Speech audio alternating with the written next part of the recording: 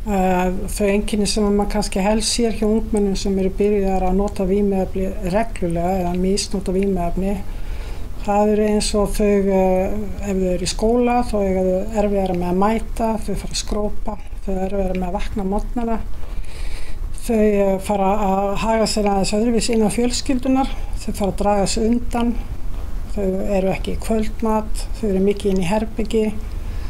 Þau fara stundum eigna svona sem við köllum ósýnilega vini. Það eru nýir vinir sem að foreldrarnir vita ekkert hver eru og kannski þekkja bara nöfnin, kannski loka á gamlan vinahóp sem við erum búin að eiga lengi. Þau fara að hætta í tómstundum eins og íþróttum eða tónlistarnámi eða eitthvað sem finnst það leiðilegt. Stundum getur maður að sé að þau fara að hirða sig aðeins verð, þau eru ekki eins svona upptekin á útlitinu og kannski skapið, vera pirruð og jafnvel fara að svara svona dónalega eitthvað sem við hafa ekki gert áður.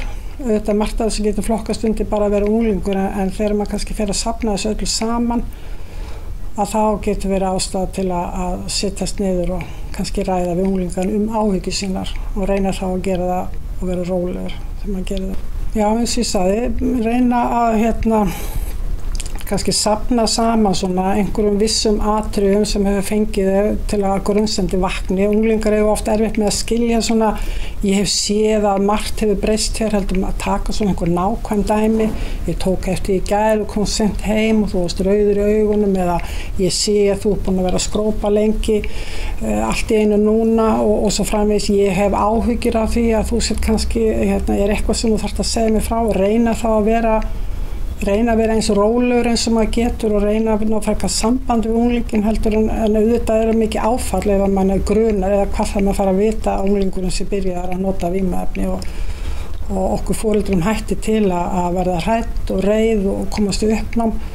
Þannig að oft er gott að bíða aðeins með að ræða þetta kannski þannig mann að róa sig. Við hjá Vímulausri æsku bjóðum það sem við köllum snemmtaka íhlutun og það er einmitt gott að nota það þegar að maður er kannski nýbúin að uppgöta eða grunar að unglingurinn sé að nota vímuefni og það er hægt að hringja og koma í viðtöl til okkar, bæði foreldrar eða unglingurinn með eða unglingurinn einn geta komið til okkar án þess að þurfa að gefa upp neinar nánar upplýsingar. Það er sem sagt bara nafnleynd og það er mörgum sem finnst það þægilegt og sumir foreldrar koma og fá ráðgjöf áður eða setjast niður og tala við unglinginn til að fá svona stuðning og upplýsingar. En það er náttúrulega mjög mikilvægt að leiðbeina foreldrum ef þeir hafa áhyggjur. Það hefur náttúrulega mjög neikvæð áhrif á líf manns ef að barnið manns fer að nota vímuefni. Kannski svona eðlilegustu fyrstu viðbrögð eru bara áfall og bara hægt að lýsa því við bara eins og hvaða áfall sem er. Maður verður rosalega hræddur og stundum þegar maður er hræddur verður maður líka mjög reiður og maður sveiflast á milli, maður verður hræddur og reiður og svo fyrir maður að velta fyrir sér hvort að maður hefur gert eitthvað vitlaust, hvað er þetta eitthvað að mér að kenna eða okkur að kenna, hefur mér ekki tekist í uppeldinu og svo framvegis og svo fyrir maður að vera reiður út í unglinginn að bara hafa gert mann þetta og svo framvegis. Þannig að það maður verður mjög ráðvilltur. Þetta getur haft mjög alvarleg áhrif ef þetta verður langvarandi og mikil neysla á alla fjölskylduna, bæði foreldra og systkini og afa og ömmur og alla sem málinu koma. Allir náttúrulega bara mjög hræddir og áhyggjufullir. Þetta er bara áfall að lenda í þegar barnið þitt lendir í fyrir neyslu.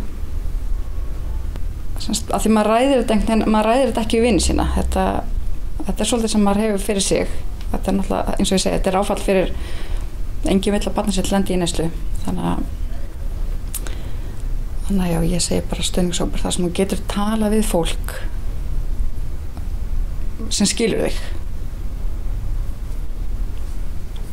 Það er bara að leita sér stuðnings, númer 1, 2 og 3. Vegna þess að unglingar vilja ekki að foreldrum þeirra eða fólki sem ekki væntum líði illa. Þau vilja ekki hafa þessa áhrif á umhverfi sitt. Og með því að vera hræddur og reiður og í miklu ójafnvægi þá er maður stöðugt að lenda í útistöðu við unglinginn, maður er að reyna að fá þau til að hætta þessu eða setja þeim mörk og svo framvegis og það verður þá oft mikið rifrildi og leiðindi því sem gerir það öllu líður illa í fjölskyldunum, þannig að bara leita sér stuðning. Svo það er ýmsa leiðir sem er vert að minnast á. Það er hægt að hafa samband við félagsþjónustuna, að fá stuðning þar. Það er hægt að hafa samband við barnavernd eða barnið er undir 18 ára og barnavernd er með ýmis úrræði á sínum vegum til að hjálpa til. Og það er hægt að koma til okkar, eins og ég sagði, það er hægt að fara til SÁÁ ef unglingur þarf meiri inngrip. Þannig að endilega leita sér stuðning af því að það er mjög erfitt að vera að standa einn í þessu. Foreldrarnir, stuðningshópur, það er eiginlega bara númer 1, 2 og 3. Það bjargaði mér algjörlega. Barnið mitt var ekki í mikilli neyslu, en ég